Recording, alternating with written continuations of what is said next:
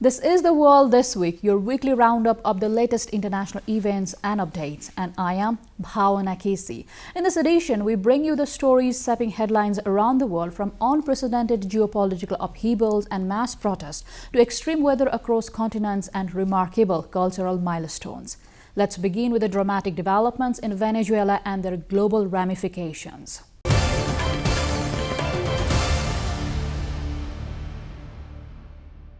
Venezuelan President Nicolas Maduro has pleaded not guilty to narcotics charges after a U.S. military operation in Caracas resulted in his capture and later transported to New York. Maduro is accused of overseeing a cocaine trafficking network with international drug cartels and faces 4 criminal counts. While in Caracas, Vice President Delcy Rodriguez has been sworn in as interim president amid continued political turmoil and international debate over the legality and consequences of the U.S. operation. Nicolas Maduro pleaded not guilty to narcotics charges after U.S. President Donald Trump's stunning capture of him rattled world leaders. Maduro's wife, Celia Flores, also pleaded not guilty during the dramatic 40-minute arraignment. The next court date was set for March 17.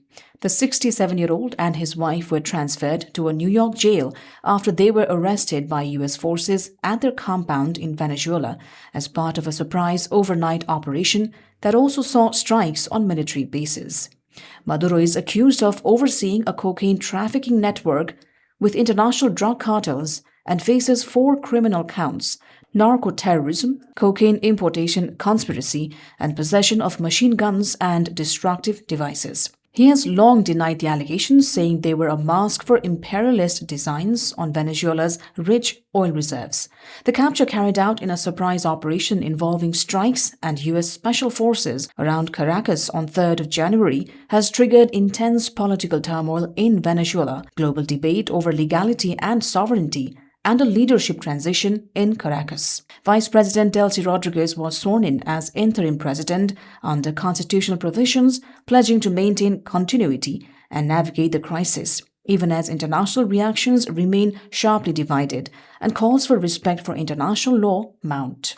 The appointment came just 2 days after Maduro's removal, as lawmakers moved to stabilize the country amid a growing political and humanitarian crisis.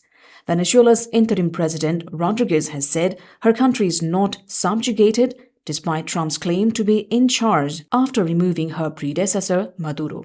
Her comments contradicted earlier remarks by Trump, who said Rodriguez had been sworn in as president and was willing to do what they think is necessary to make Venezuela great again. Trump also said the U.S. would be running Venezuela. Don't ask me who's in charge, because I'll give you an answer and it'll be very controversial. What does that mean? It means we're in charge. The latest political upheaval also marks a new and uncertain chapter in Venezuelan politics, with questions remaining about the country's governance, economic stability, and international relations.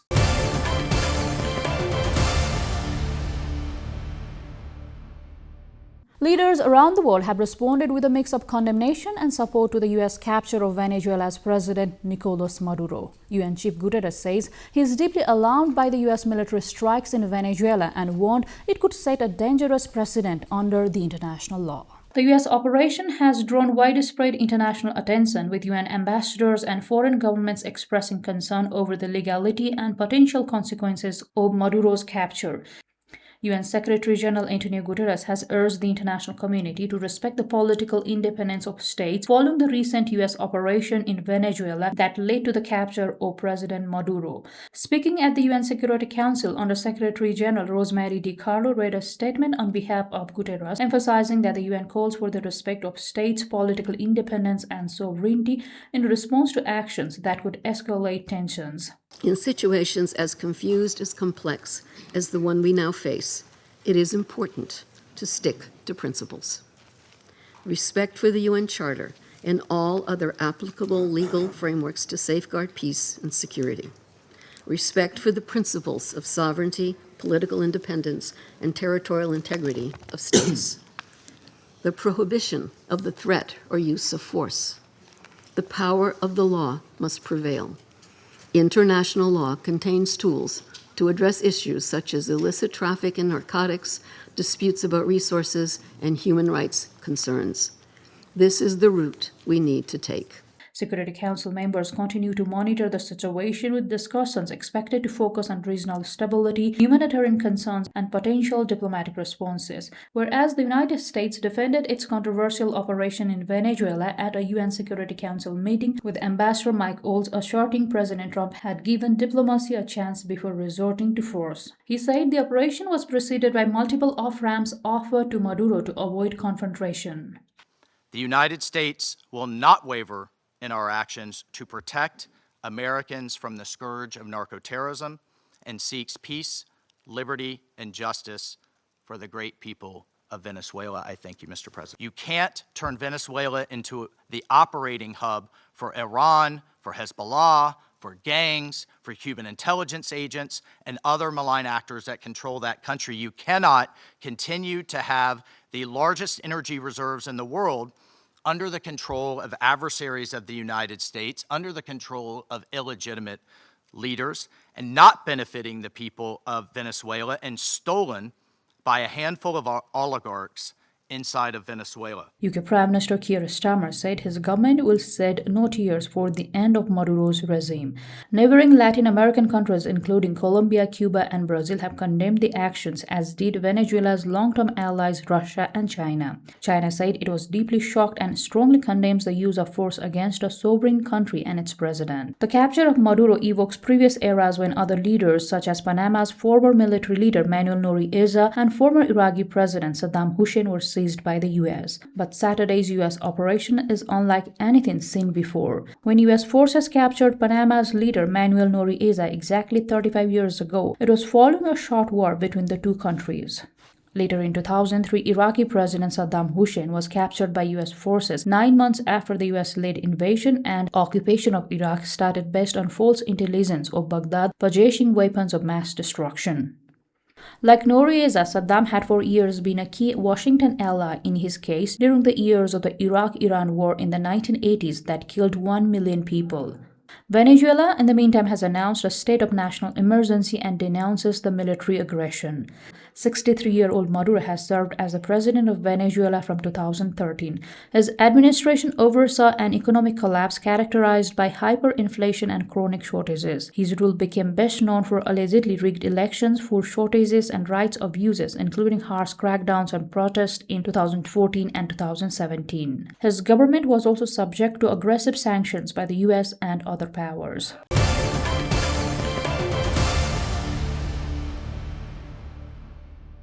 Huge protests have erupted across Iran, with demonstrators marching in Tehran and other cities in the largest anti-clerical demonstrations in years. According to the US-based human rights activist news agency, at least 34 protesters, including 5 children and 8 security personnel, have been killed and more than 2,200 people arrested during these protests. Protesters could be heard in the footage calling for the overthrow of Iran's supreme leader Ayatollah Ali Khamenei and the return of Reza Pahlavi, the exiled son of late former Shah, who had urged his supporters to take to the streets. The protests came not long after Reza Pahlavi, whose father was overthrown by the 1979 Islamic Revolution and lives in Washington, D.C., had called on Iranians to take to the streets and as a united front. The unrest has been sparked by anger over the collapse of the Iranian currency and has spread to more than 100 cities and towns across all 31 of Iran's provinces, according to human rights groups. The US-based human rights activist news agency has said at least 34 protesters, 5 of them children, and 8 security personnel have been killed, and that 2,270 other protesters have been arrested. Iran's state media, meanwhile, has downplayed the scale of the unrest.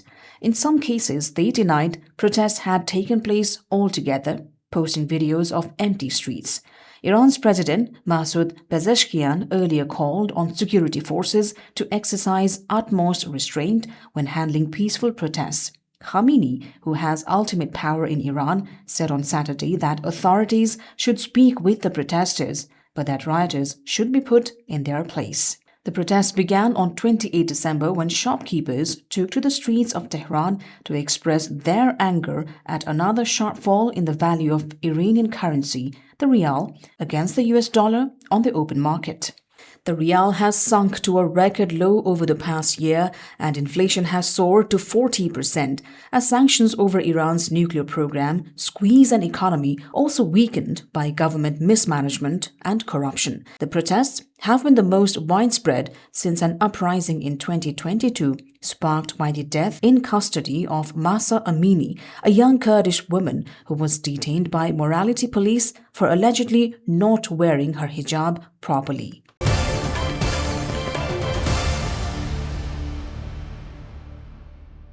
US President Donald Trump has renewed his provocative push to annex Greenland, asserting the strategically located Arctic territory is essential for the US national security.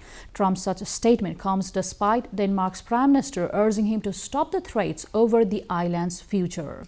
Donald Trump has again proposed annexing Greenland after Denmark's leader urged him to stop the threats over the island. Speaking to reporters, the US president said US needs Greenland from the standpoint of national security. We need Greenland from the standpoint of national security, and Denmark is not going to be able to do it. Trump has repeatedly raised the prospect of semi-autonomous Danish territory becoming an annexed part of the US, citing its strategic location for defense purposes and mineral wealth. The Trump administration's recent move to appoint a special envoy to Greenland has also prompted anger in Denmark. The back and forth over the future of Greenland comes in the wake of a major military operation against Venezuela on Saturday, seizing its president Nicolas Maduro and his wife and removing them to New York. Greenland, which has a population of 57,000 people, has had extensive self-government since 1979, though defense and foreign policy remain in Danish hands. While most Greenlanders favor eventual independence from Denmark, opinion polls show overwhelming opposition to becoming the part of the US.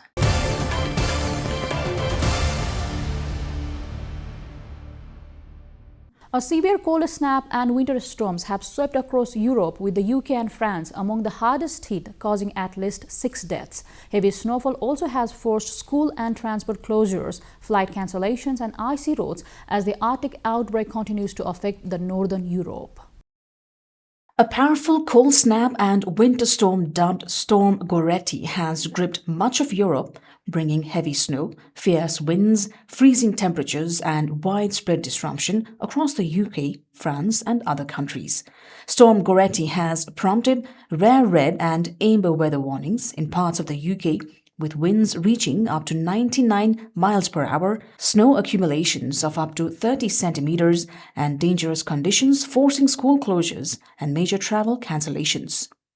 Hundreds of thousands of homes have lost power in France and Britain as authorities urge people to stay off the roads and prepare for treacherous conditions.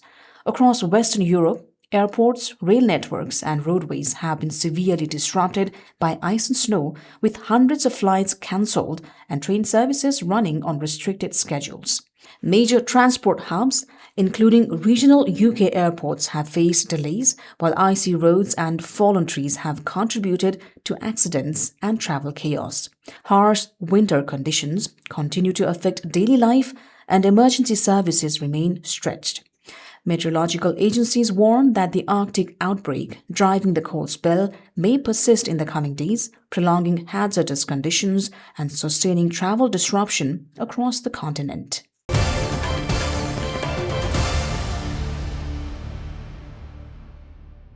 While much of Europe is battling a bitter cold snap, the southern hemisphere is confronting the opposite extreme. A scorching heat wave in Australia is pushing temperatures above the 40 degrees Celsius and sparking catastrophic bushfire conditions that threaten human settlements while forcing the evacuations. A severe heat wave is scorching southeastern Australia, with temperatures regularly climbing above 40 degrees Celsius and triggering catastrophic bushfire conditions that are threatening towns, destroying homes, and forcing mass evacuations. Fire authorities have declared catastrophic fire danger ratings the highest possible as dozens of out-of-control blazes burn across Victoria and neighbouring states, driven by extreme heat, strong winds, and dry lightning.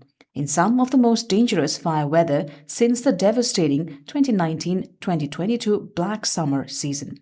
Dozens of rural communities have been urged to evacuate immediately, with major highways closed and thousands of homes without power, while emergency services warn that any fires igniting under the current conditions could spread rapidly and become uncontrollable. Emergency services have issued total fire bans, school closures, and evacuation alerts, urging residents to leave high-risk areas immediately and seek shelter, while strong wind gusts are expected to complicate containment efforts and keep the region on edge through the peak of the heat wave. Climate scientists also point to long-term trends of rising temperatures and more frequent, intense heat waves linked to climate change, which are increasing the length and severity of Australia's fire seasons and making extreme conditions more likely. Fire authorities have declared catastrophic fire danger ratings, the highest possible, as dozens of out-of-control blazes burn across Victoria and neighbouring states, driven by extreme heat, strong winds and dry lightning, in some of the most dangerous fire weather since the devastating 2019-2020 Black Summer season.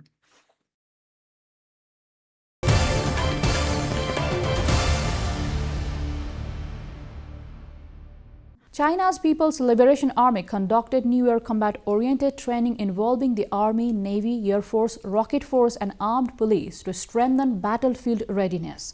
The exercises featured integrated joint drills, air and naval defense operations and realistic combat scenarios designed to sharpen troops' adaptability and emergency response capabilities.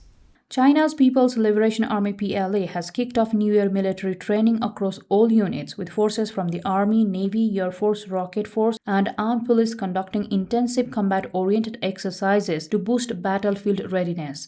On the first training day, a brigade of the Army's 79th Group conducted integrated combat-oriented training at an outdoor training ground. The troops continuously executed over 10 individual and squad training subjects from the training outline, focusing on enhancing their battlefield adaptability and response capabilities. Naval forces were also active.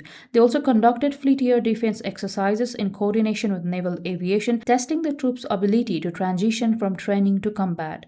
The Air Force, involving multiple branches such as aviation, surface-to-air missile and radar troops, conducted joint training exercises with multiple aircraft types in realistic battlefield ambience to hone their combat skills. By fully integrating real combat scenarios and setting up complex emergency situations, the training aimed to enhance the officers' and soldiers' emergency response capabilities in extreme ambience.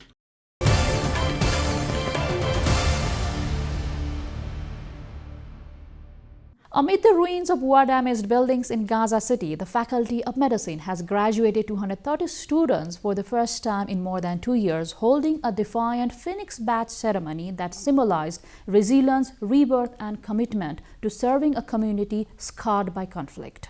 The Faculty of Medicine in the Gaza Strip held a graduation ceremony for 230 male and female students following an interruption of more than 2 years caused by the aggression on the Strip. Titled the Phoenix Badge, the ceremony took place at the Al-Sifa Medical Complex in Gaza City.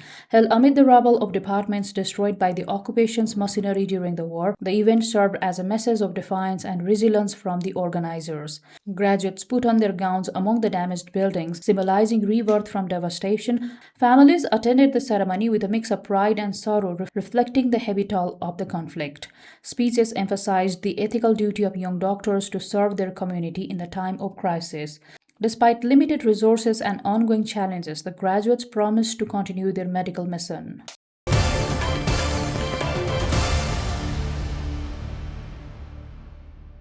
Thousands of worshippers and visitors gathered in Benin's scared Kapase forest to mark the start of Vodun Days. The celebration is a 3-day annual event honoring Benin's spiritual and cultural heritage rooted in the ancient animist religion of Vodun. Thousands of worshippers and visitors gathered in Benin's sacred Kapase forest to mark the start of Vodun Days. The celebration, a 3-day annual event honoring Benin's spiritual and cultural heritage rooted in the ancient animist religion of Vodun. Beninese President Patrice Talon attended ceremonies in the sacred Kapase forest in Ouida on the first day of the Vodun Day celebrations, a 3-day annual event honoring Benin's spiritual and cultural heritage. Vodun is an Vodun is an animist religion rooted in the forces of nature and the connection with ancestors. The event evolved from the National Vodun Festival, first celebrated officially in 1993 and was rebranded as Vodun Days to broaden its scope and international appeal while showcasing the richness of Vodun arts, culture, and spirituality to a global audience. Held over several days, it features ritual processions, traditional dances, open-air concerts, cultural exhibitions, local crafts, and food stalls. Vodun itself is deeply intertwined with Benin's cultural heritage. Recognized as an official religion in the country since 1996, it has influenced spiritual practices throughout the African diaspora, including Haitian Vodou and Louisiana Voodoo, as enslaved people carried their beliefs across the Atlantic during the slave trade.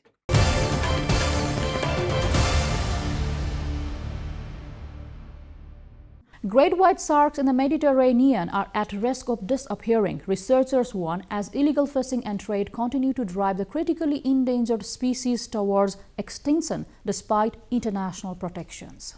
Great white sharks in the Mediterranean Sea are in danger of disappearing, with illegal fishing contributing to their decline. This is according to research by US scientists working in partnership with UK charity Blue Marine Foundation. They say some of the threatened species, including great white sharks, are being sold in North African fish markets. Great whites are one of more than 20 Mediterranean shark species protected under international law, meaning it is illegal to fish for them or to sell them. By monitoring fishing ports on the Mediterranean coast of North Africa, however, researchers discovered that at least 40 great white sharks have been killed there in 2025 alone. The Mediterranean white shark population is now classified as critically endangered by the International Union for the Conservation of Nature. The EU and 23 nations around the Mediterranean have signed an agreement which states that those species cannot be retained on board, transhipped, landed, transferred, sold, or displayed or offered for sale.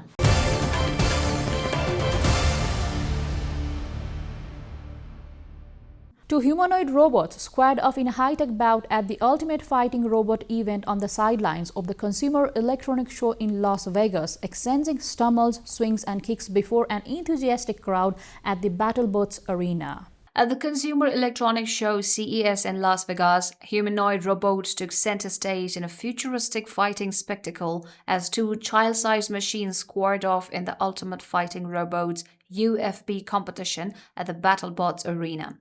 Unlike traditional robot combat events featuring wheeled or weaponized machines, the UFB match showcased bipedal robots mirroring the movements of human pilots who used cameras and motion-sensing controllers to send punches, kicks, and blocks in real time, with a human referee addressing the machines much like flesh and blood fighters. Spectators, many of them CES attendees, cheered and laughed as the humanoids stumbled, traded blows, and demonstrated advances in mobility and balance, part entertainment, part a research platform for embodied AI. Organizers and competitors alike touted the event as the sport of the future, hoping it will attract fans by blending the thrill of combat with cutting-edge robotics and human-machine interaction, and serve as a test bed for technologies that could eventually be used in disaster response or real-world robotics applications.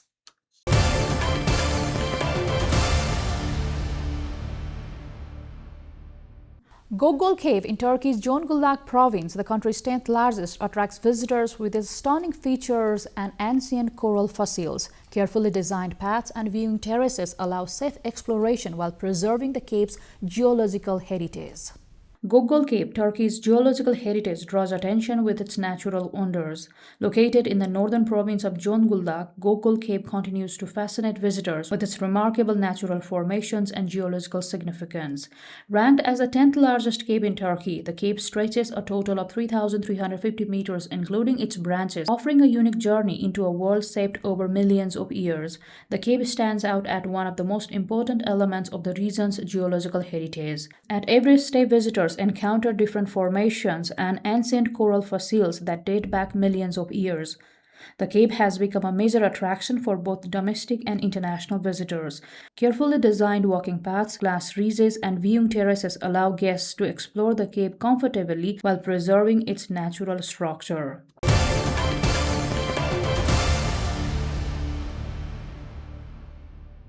South Africa's Cape Town hosted the annual Cape Minstrels Parade, where troops in bright satin costumes danced through the city to brass band music carrying traditional umbrellas and walking sticks.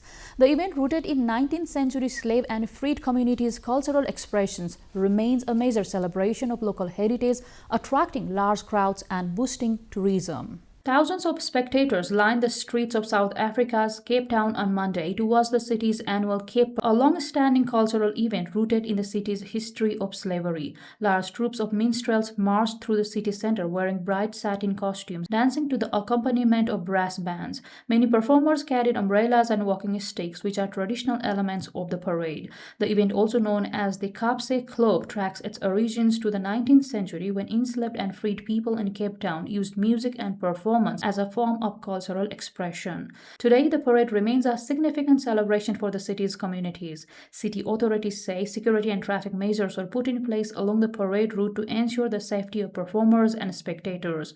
The parade is held annually during the New Year period and continues to attract large crowds of local residents and visitors, contributing to Cape Town's cultural calendar and tourism appeal.